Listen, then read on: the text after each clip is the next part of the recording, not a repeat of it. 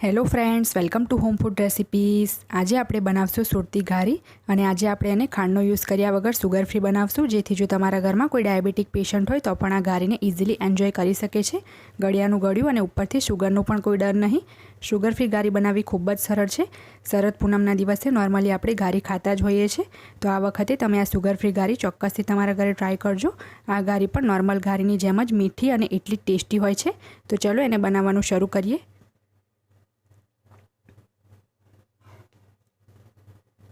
સૌથી પહેલાં આપણે લોટ બાંધી લઈશું। તો આ બાઉલમાં આપણે 1 કપ અને એની ઉપર 1/4 કપ જેટલો મેદો એડ કરીશું। હવે આપણે આની અંદર રૂમ ટેમ્પરેચરનું 2 મોટી ચમચી જેટલું દેશી ઘી ઉમેરશું મોણ માટે અને આને આપણે લોટમાં સારી રીતે મિક્સ કરી લેવાનું છે। હવે મેં અડધો કપ જેટલું પાણી લીધું છે, જે આપણે થોડું થોડું કરીને લોટમાં નાખતા જશું અને મિક્સ કરતા જશું। આપણે મીડિયમ સોફ્ટ લોટ બાંધવાનો છે। લોટ એકદમ વધારે હાર્ડ પણ ના હોવો જોઈએ ને એકદમ વધારે સોફ્ટ પણ ના હોવો જોઈએ।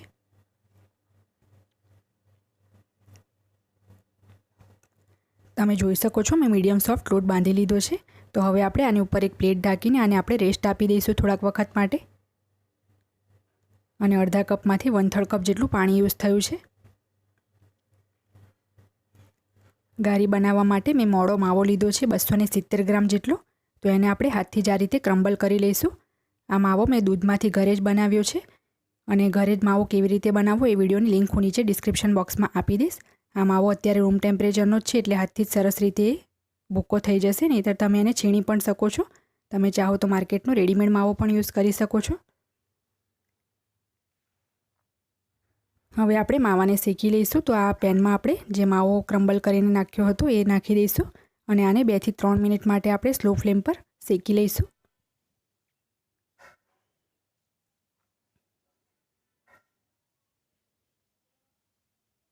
તમે જોઈ શકો છો માવો સરસ શેકાઈ ગયો છે અને એમાંથી ઘી પણ છૂટું પડી ગયું છે।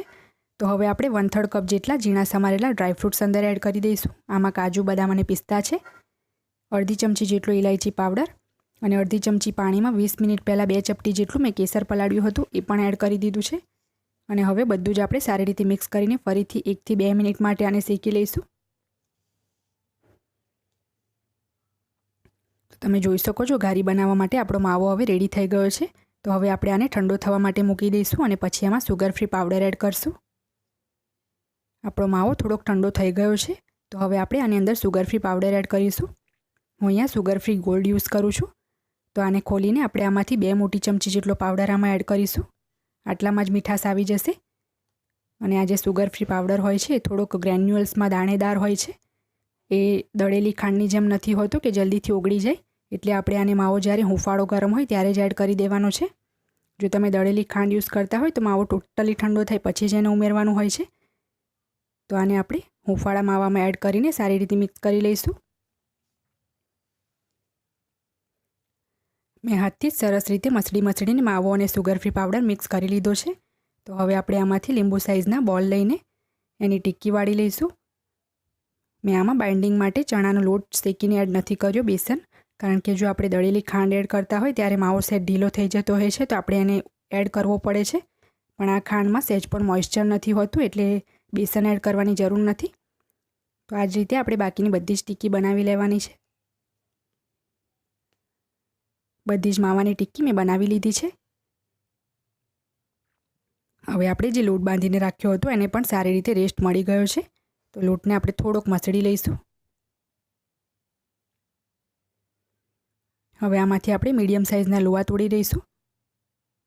ધ્યાન રાખવાનું છે કે લુઆ એકદમ સ્મૂથ હોવા જોઈએ, એમાં થોડીક પણ ક્રેક્સ ના હોવી જોઈએ। તો બાકીના બધા જ લુઆ આપણે આ રીતે રેડી કરી લઈશું।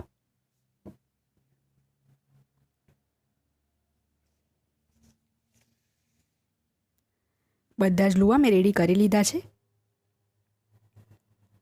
હવે એક આખરિયાની ઉપર આપણે એક લુઓ મૂકીને આને એકદમ પતલી પૂરી વણી લઈશું। આપણે ધ્યાન રાખવાનું છે એકદમ પતલું જ વણવાનું છે, કારણ કે ઘારીનું ઉપરનું જો લેયર કાચું રહી જશે જાડું હશે તો, અને આપણે ઘારીને લાલ પણ નથી થવા દેવાની, એટલે પૂરીને આપણે પતલી જ વણીશું।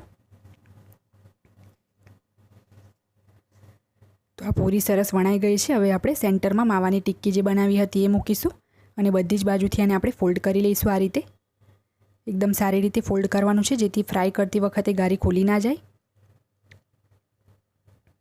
અને હવે એની ઉપરનો જે એક્સેસ વધારાનો પાર્ટ છે એને આપણે આ રીતે તોડી લઈશું અને ફરીથી ઘારીને આપણે શેપ આપી દઈશું. સેમ આ જ રીતે બાકીની બધી જ ઘારી આપણે બનાવીને તૈયાર કરી લઈશું.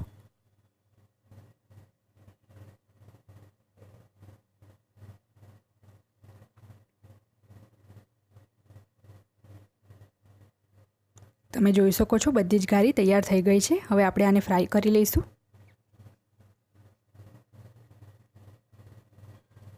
ઘારીને ફ્રાય કરવા માટે મેં અહીંયા દેશી ઘી લીધું છે, જેને આપણે ગરમ કરી દઈશું. ઘી હવે સરસ પીગળીને ગરમ થઈ ગયું છે. તો હવે આપણે આ રીતનો એક જારો લઈને એની અંદર એક ઘારી મૂકીશું અને એની ઉપર આપણે ચમચાથી આ રીતે ઘી નાખતા જવાનું છે. ધ્યાન રાખવાનું છે કે ઘી એકદમ વધારે ગરમ ના હોવું જોઈએ, નહીંતર એક જ ચમચો તમે નાખશો અને ઘારીનો રંગ લાલ થવા માંડશે. ઘારીને આપણે સહેજ પણ લાલ નથી કરવાની અને તમે ઘારીને તેલ અને ઘી બંનેમાં ફ્રાય કરી શકો છો. આનાથી પહેલાં પણ મેં એક ઘારી બનાવી છે, એની રેસીપી પણ મેં અપલોડ કરેલી છે અને એમાં મેં તેલ જ યુઝ કર્યું હતું. તમે બંને યુઝ કરી શકો છો.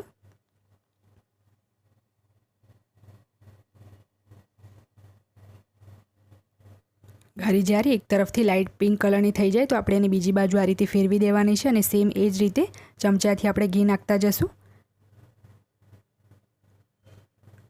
તો તમે જોઈ શકો છો બધી જ ઘારી મેં ફ્રાય કરી લીધી છે અને એનો કલર આ રીતે થોડોક વ્હાઇટ જ હોય છે. અને મેં 1 કલાક માટે ઠંડી પણ કરી લીધી છે. તો હવે ઘારી પર કોટ કરવા માટે મેં જામ ખંભાળિયાનું ઘી લીધું છે. ઘીને મેં સહેજ જ ગરમ કરી લીધું છે. આ જામ ખંભાળિયાનું જે ઘી છે એ ઘારીને જમાવવા માટે સ્પેશિયલ આવે છે, પણ જો તમારી પાસે આ ઘી ના હોય તો તમે દેશી ઘીમાં થોડીક દળેલી ખાંડ મિક્સ કરીને પણ એને કોટ કરીને લગાવી શકો છો. ચમચીથી જ હું આ રીતે અહીંયા ઘી નાખું છું. તમે ચાહો તો પૂરી ઘારીને પણ ઘીમાં ડીપ કરી શકો છો, પણ મને પસંદ નથી એટલે હું આ રીતે કરું છું. અને અહીંયા ફક્ત 7 જ ઘારી બની છે 270 ગ્રામ માવામાં, કારણ કે આપણે સુગર ફ્રી પાવડર એડ કર્યો હતો. જો તમે દળેલી ખાંડ એડ કરતા હોય તો ટોટલ 10 ઘારી બનશે.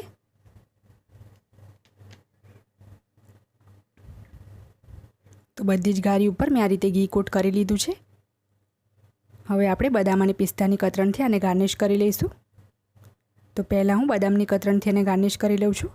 અને આ જે સુગર ફ્રીનો પાવડર હોય છે એ નોર્મલ ખાંડની કમ્પેરમાં થોડોક મોંઘો હોય છે, કારણ કે નોર્મલ ખાંડ આપણને 40 થી 50 રૂપિયાની અંદર 1 કિલો મળી જાય છે, પણ આ ખાંડ આપણને 130 રૂપિયામાં ફક્ત 100 ગ્રામ જ મળે છે.